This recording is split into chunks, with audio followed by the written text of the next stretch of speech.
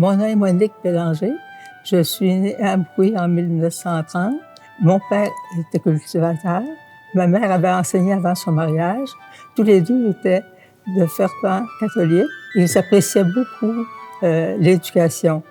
Ils rêvaient d'avoir une grande famille et de permettre à leurs enfants de choisir leur choix de vie. Je suis allée ensuite à l'école Durand parce que nous étions loin du village et j'aime énormément aller à l'école. J'ai fait le cours primaire, puis ensuite je suis restée à la maison pour aider ma mère pendant 1 an et ensuite je suis allée au village pour faire ma 9e année. J'ai connu les sœurs de Notre-Dame du Saint-Rosaire justement à l'école normale.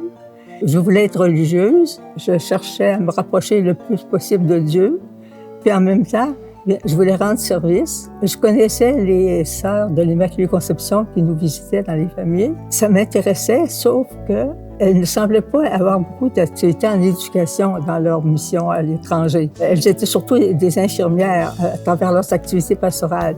Et moi, comme infirmière, je me sentais aucune aptitude.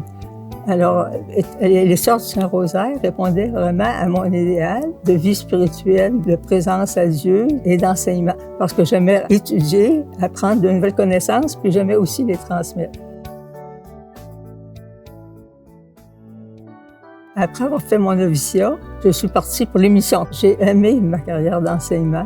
J'aimais surtout mes élèves. J'ai enseigné pendant 15 ans au secondaire dans des conditions assez difficiles parce que dans ce temps-là, surtout dans les écoles paroissiales, les élèves n'étaient pas très, très nombreuses, mais on avait plusieurs cours à la fois.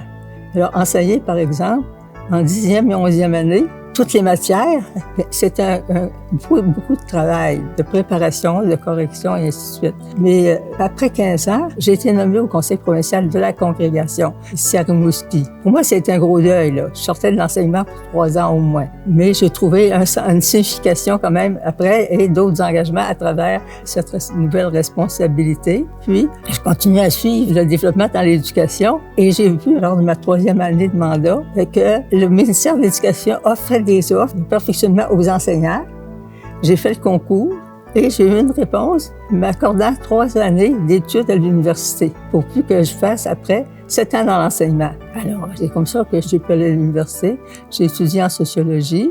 Je voulais toujours retourner à l'enseignement. Alors, j'envoyais mon curriculum vitae, surtout dans les cégeps où s'enseignait la sociologie à ce moment-là. Mais je n'avais jamais de réponse. Et finalement, j'ai eu une offre à l'Université Laval même, où je me trouvais, au département de médecine sociale et préventive, pour un emploi temporaire, mais qui pouvait déboucher sur un emploi permanent parce que le département était à ses premiers mois d'existence. Quand ils ont obtenu une subvention, j'ai participé avec une équipe où la plupart étaient des sociologues pour une étude sur les premiers CLSC. C'était tout nouveau, les CLSC, qui ont commencé à s'implanter autour de Québec. Une fois que le projet était terminé, il n'y avait plus de subvention. Il fallait que je cherche un autre emploi.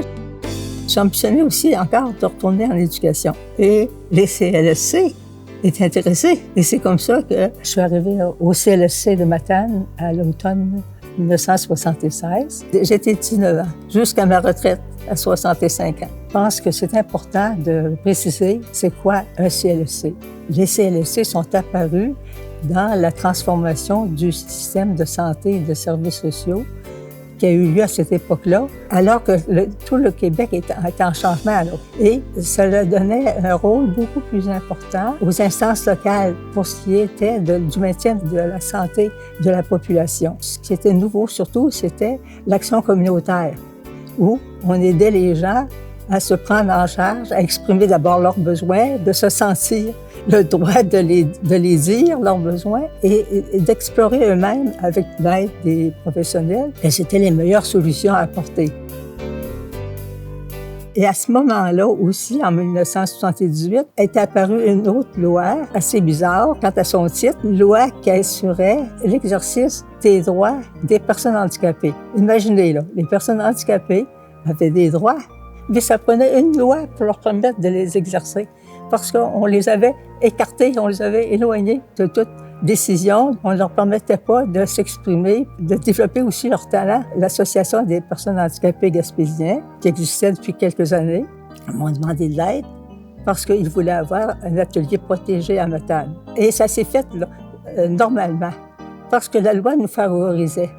Tandis que les parents d'enfants handicapés avaient besoin pour leurs enfants, entre autres, d'ergothérapie puis d'orthophonie. C'était pas prévu dans les CLSC. Moi, j'ai préparé un projet, c'est bien documenté, avec l'aide des parents, avec les autres intervenants. Puis ce projet-là a été envoyé à l'Office des personnes handicapées, qui était une fondation récente aussi, qui ont trouvé le projet tellement beau, tellement bien fait, puis dans l'esprit de la loi, puis dans où est-ce qu'on en était rendu à ce moment-là dans l'intégration des personnes handicapées, qu'ils ont offert de le financer pour ces 2 postes-là pendant 3 ans.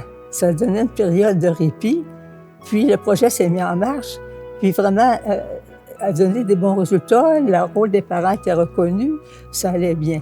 Sauf qu'à la fin des 3 ans, le fils ne pouvait pas continuer. C'est en attendant que le ministère prenne sa responsabilité, puis le ministère ne prenait pas sa responsabilité. Et les parents ont fait tellement de pression, et même du harcèlement. On avait organisé une réunion, on avait invité le directeur de Rimouski, on avait invité le ministre de la Santé et Services sociaux à venir à la réunion convoquée par les parents. Ils ont été rendus à la veille, on n'avait même pas de réponse.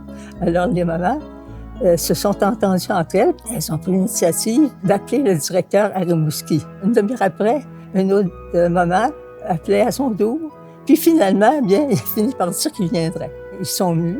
Et là, les parents ont expliqué comment ils vivaient. Le ministre de la Santé donnait le mandat au ministre de l'Éducation de dire que le poste ne serait pas coupé. Mais toutes ces démarches, tout ce que ça a pris. Puis je tenais à rappeler ce souvenir-là. Parce que ça a été réglé pour nous autres. Et graduellement, ces services-là d'ergothérapie, d'orthophonie, ça s'est développé.